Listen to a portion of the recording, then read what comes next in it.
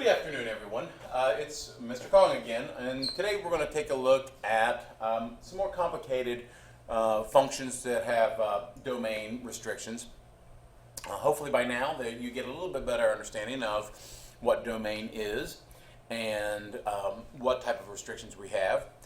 Today we're going to look at where we have to maybe incorporate both red flags, both restrictions in the same function. All right. What I have on the board is a function that has the square root of x minus 1 over x minus 7, right? Well, I have both red flags in here. I got a red flag for the x in the denominator, okay? And I've also got a red flag for, what color are my little flags here? I also got a red flag for x in a radical. Well, what we have to do to figure out the domain here is we have to consider both red flags and put the two domains together to come up with just a final domain.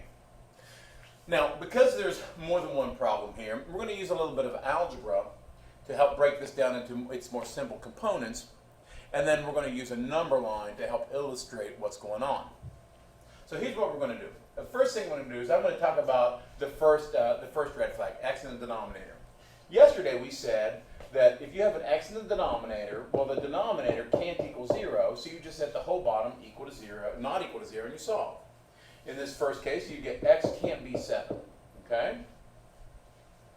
In the second case, in the red flag of an x in a radical, we said, well, the radical, the radicand, has to be greater than or equal to 0, so you set that greater than or equal to 0, and you solve. Now, how do I take this answer from the first red flag of x in the denominator and combine it with this answer of an x in a radical? How can I merge those two answers together to get just a final domain? Well, here's what we're going to do. We're going to take both these answers that we've got. I got a 7 and a 1. I put them in order, obviously, on a number line. So 1 is on the left, 7 is on the right. Circle, circle. Now, should the 7 be colored in or empty? That's right, it should be empty because we're told that x can't be 7. Why can't x be 7? Because that would make my denominator 0, which makes the fraction undefined. Well, according to my answer for the radical, this says that x can be 1, so I'm going to have to color in that point, okay? So now, by putting these two numbers on a number line, I have 3 intervals to consider.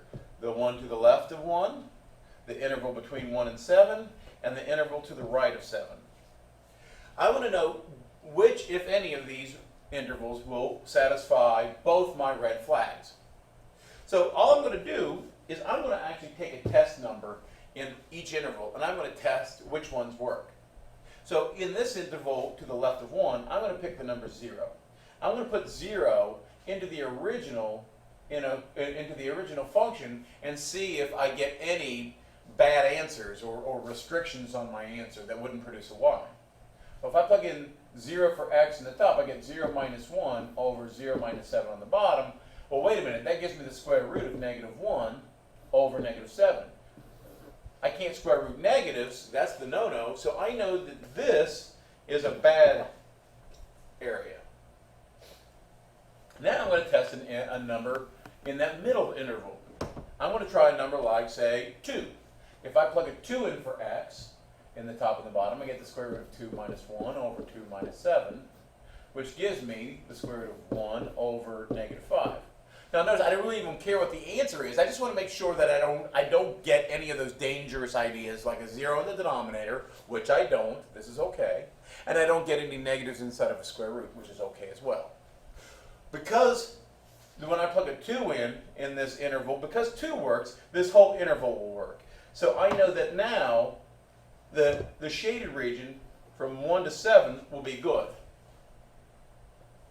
Any number between 1 and 7 will be part of my domain. Now let's test the number to the right of 7. I'm going to do is go ahead and pick it an 8.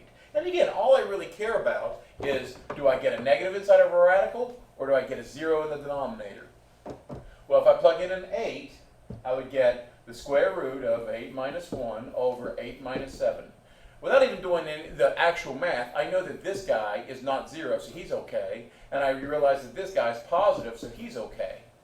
So if I plug in an 8, he works. So what that means is all the numbers to the right of 7 will be part of my solution set as well, to positive infinity. So, and again, in interval notation, all I do is I write my domain as the left edge of the shaded region is 1. The right edge of that shaded region stops at 7. 1 is inclusive, 7 is not included. To the right of 7, I would start at 7 and end at infinity. 7 is not included, and infinity is never included. So my domain for this function would be from 1 to 7 and from 7 to infinity, including 1, but not including 7. Let's do another style of problem. Let's do one where I have f of x equals, say, 2x plus 1 over just the square root of x minus 5. Now in this case, I see both red flags. The first red flag, do I see an x in the bottom? I do, so what do? I set the whole bottom not equal to 0 and I solve. Now, if I solve this, I would have to square both sides. I get x minus 5 can't equal 0, so x still can't equal 5. On the second red flag, I have an x inside of a radical, so I have to say x minus 5 has to be greater than or equal to 0. Solve it, and I get x to be greater than or equal to 5. Now notice there's a contradiction here. There's a contradiction. From the inequality for x is greater than or equal to 5, it says x can actually equal 5. But in this first restriction, it says x can't be 5. Well, if you think about it, why can't x be 5? If I plug a 5 in for x, 5 minus 5 is 0, and I'm allowed to square root 0. But notice, where would that 0 be located? It would be in the denominator of a fraction, and that's why x can't be 5. So ultimately, on my number line, since I only have the single number, I circle the 5. I won't color him in because from the first restriction it says that x can't be 5. And the shading on this, if you wanted to test, you would see that numbers to the right would work and numbers to the left wouldn't. So my domain for this guy is just 5 to infinity, but not including the 5. Let's look at one more example. If I have the function f of x equals 3x plus 17 over the square root of x minus 2 minus 4. Well, again, I see both red flags here. I see an x in the denominator. So, well, that's not a red flag. I see an x in the denominator. So I set the whole denominator not equal to 0 and I solve. Well, to solve this, I first isolate the square root, so I get x minus 2 can't equal 4. I square both sides, so I get x minus 2 can't equal 16. And I add the 2 across, so it says x can't equal 18. Now, just letting this make sense, if I plug the 18 back up into the original problem, 18 minus 2 is 16, and the square root of 16 is 4, and 4 minus 4 is 0. That's why it can't be 18, because that gives me the bottom of 0. And the second red flag, my issue is the x in the radical. Don't I say x minus 2 has to be greater than or equal to 0? Solving, I get x has to be greater than or equal to 2. Now I put in my 2 answers on the number line. I put 2 first, 18 second, circle, circle, 2 colored in, 18 is empty, and I test my intervals. If I plug a 0 in for x, I get a 0 on the top, plus 17, over square root of 0 minus 2 minus 4. Immediately I notice that this square root will be negative. I'm trying to avoid that, so I know that that interval to the left of 2 doesn't work. If I try a number like 3, if I plug a 3 in for x, well, let's see here. I would get 3 times 3 plus 17 over the square root of 3 minus 2 minus 4. Well, again, I get a positive square root, which is good. I don't get 0 on the bottom, right, because that would just be 1 minus 4, so that's good. That's okay. So both check out, so this interval works. And then lastly, if I pick a number like 19 and I plug it in, 19 plugged into the square root, well, the square root of 17 would be positive, so that's good. If I take the square root of 19 and I subtract 4, I don't get 0 again, so that's good.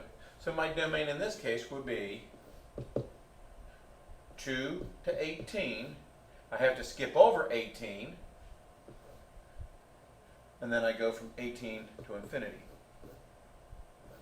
Now, the closure on the 2 is included, the closure on the 18 is not included. Why did I have to skip over 18? Because 18 is the actual number that makes the denominator 0.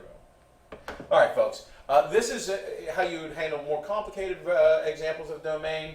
If you have questions, we'll talk about it tomorrow. See you soon.